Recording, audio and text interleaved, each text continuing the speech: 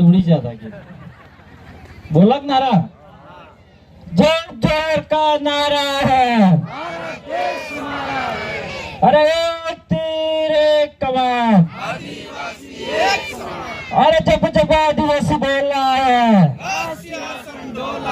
आवाज दो। खूब खूब धन्यवाद, जोहार। सबसे आज लालू मिटिया दामोह की धरती पर आप सभी अपना अमूल्य समय का निकाल के यहाँ पे पधारे और इस सबसे पहले इस कार्यक्रम को आयोजन समिति जो है अच्छा सा इस कम समय में इस कार्यक्रम को सफल बनाया, इसके लिए भी खूब खूब धन्यवाद, जोहार। मेरे से पहले कई वक्ताओं ने बात रखी और मेरे से बाद में भी खतरनाक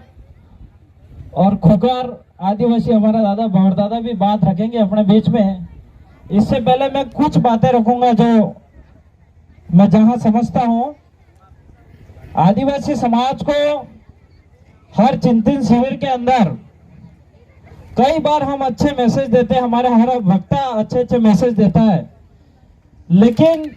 आपने बात आज तक को सीमित रखो। आज मैं समझता हूं कि जितनी बातें हुई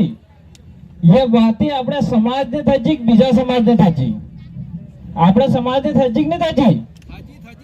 आज की तारीख में जो हमारी समाज की बात हुई है ये बातें कहीं और भी करनी है। आज हमारा आदिवासी समाज एक समुद्र बराबर समाज है। इस समाज को ऊपर लाने के लिए और समाज के एकीकरण की बात कर रहे थे हम लोग, तो समाज को एकता लाने के लिए हम लोगों को सबकी मेहनत से हमारा होगा। आज सबसे पहले अगर अपने आदिवासी समाज को आर्थिक रूप से मजबूत होना पड़ेगा तो सबसे पहले हमको शिक्षा पे ध्यान देना पड़ेगा। मैं हमेशा बोलता हूं कि जिस घर में शिक्षा होगा उस घर की सुरक्षा होगी, क्योंकि जिस घर में अगर शिक्षा नहीं होगी तो उस घर की सुरक्षा नहीं होगी। आदिवासी समाज के अंदर कई सारी ऐसी समस्या पैदा होती है जो एजुकेशन की न होने की वजह से हमारा परिवार भटक रहा है और उस परिवार का कोई साथ देने के लिए तैयार नहीं है। तो मैं आपसे, मेरे से पहले गुरुजी भी बता रहे थे, तो सबसे पहले हमारे आदिवासी समाज में अधिक से अधिक लड़का और लड़कियों को पढ़ाना है। कई सारे हमारे हॉस्टल की सुविधा है, स्कूल की अच्छी से अच्छी हॉस्टल सुविधा, उसके अंदर पढ़ाई के हमारे बच्चों को ऊपर से आगे ले जाना है। क्योंकि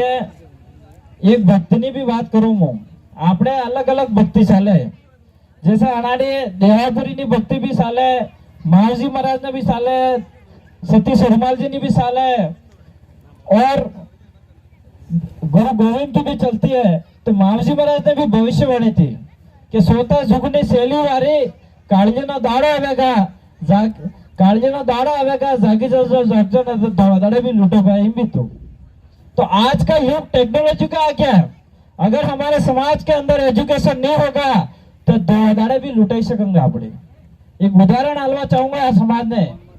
कि पहल शोर हफ्ता तक गैस घनी सुरी लेन जाता, ताव तोड़ी सुरी लेन जाता, लेकिन आज की तारीख में हमको ई मित्र वाला अंगूठे मार के चोरी कर रहा है, फिर भी दाड़ा लुटा रही थी। अपनी हो रहा नहीं हो रहा है। हम लोगों को शिक्षा में आगे बढ़ना पड़ेगा। आज केंद्र सरकार, राज्य सरकार की लाखों करोड़ों रुपए की योजना आ रही है। आज जनप्रतिनिधि जो सरपंच है, एमएलए, एमपी है, हमारा आदिवासी समाज के नाम पे लाखों करोड़ों रुपए पैसा उठा रहा है। आज दाड़ा दाड़ा अपनी लुटाई रही हूं। आज की तारीख में अगर हमारे पास अच्छी शिक्षा है, सरकारी योजना के बारे में अगर हमारे पास जानकारी हो तो हम लोगों को कोई लूट नहीं पाएगा। आज मेरे जैसे को नहीं लूटेंगे, आप में जिसके पास एजुकेशन है, शिक्षा है, उनको लूटने का काम नहीं करेंगे। जो गरीब है उन्हीं को लूटने का काम करेंगे। तो हम लोग ये कहना चाहेंगे कि हमारे अधिक से अधिक हमारे बच्चे भी पढ़ाने हैं। रही बात संस्कृति की बात करूं मैं और हमारी जो परंपरा की बात करें तो अपने बीच में अभी कई सारे धोती में आप जाएगा और कुर्ता में पजामा आप जाएगा। तो ये हमारी पहचान है,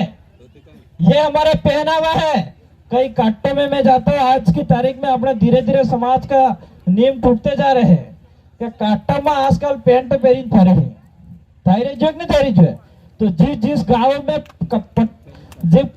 પેન્ટ પહેરીને ચાલી રહેજો બંધ કરી દીજો और ધોતી વાળું શરીર રાખશો रोज तो आपने नहीं पहन सका लेकिन एक दिन तो हम पहन सकते कि नहीं पहन सकते तो हमारे समाज के अच्छा एक पहचान बढ़ाने के लिए जीवित रखने के लिए हम लोगों को हमारे जो पहनावा है उसको भी जीवित रखना है हमारे जो हथियार है आदिवासी ने जो हथियार है अपने आदिवासी ने हथियार हो हरचा कामटी गोठन कुल्हाड़ी ये हथियार है और हथियार ना लाइसेंस कार्य जरूरत है कार्य लाइसेंस में जरूरत है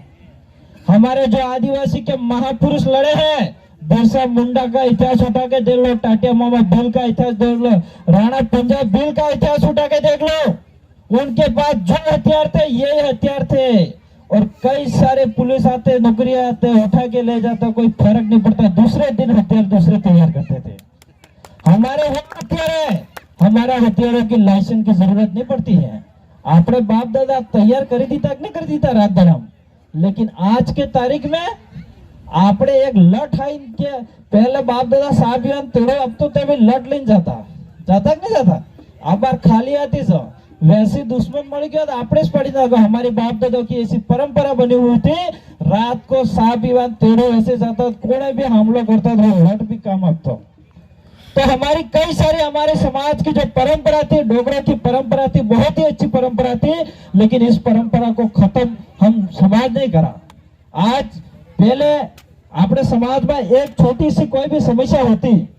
मैंने जहां तक देखा है कि अगर आपने शादी में काटा मान किया सोरो अगर डाल भी उल्टू फरतो दिखी जाता डोकरो तो वो डोकरो तुरंत बो करता सुरा तो उल्टू न की पर सीधू फारे उल्टू न की पर सीधू फारे लेकिन आज के डोकरे ये समझते हैं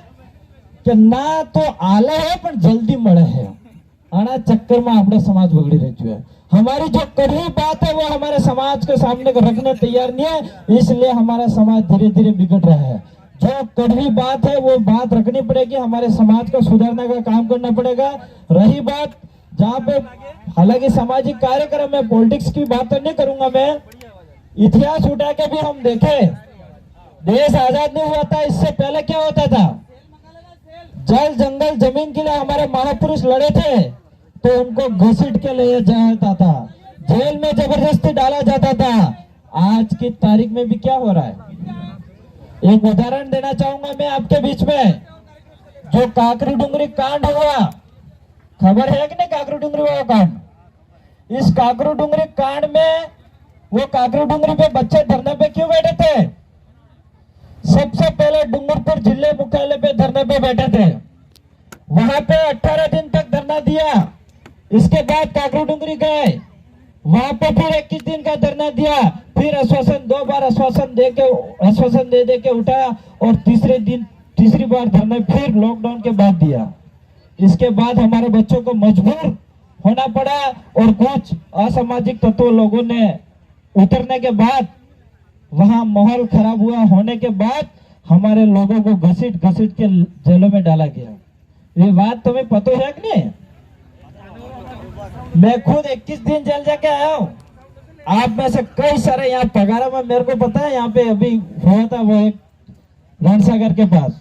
कई लोगों को घसीट के लेके गए थे कई लोग निर्दोष थे कई अहमदाबाद हूँ उदयपुर हूँ कोचिंग में हूँ अब था उन्हें भी जेल में ले गए थे सीधे तो देश आजाद नहीं था जो तो पहले घसीट ले जाता था हमारे भी साली रह नहीं साली रह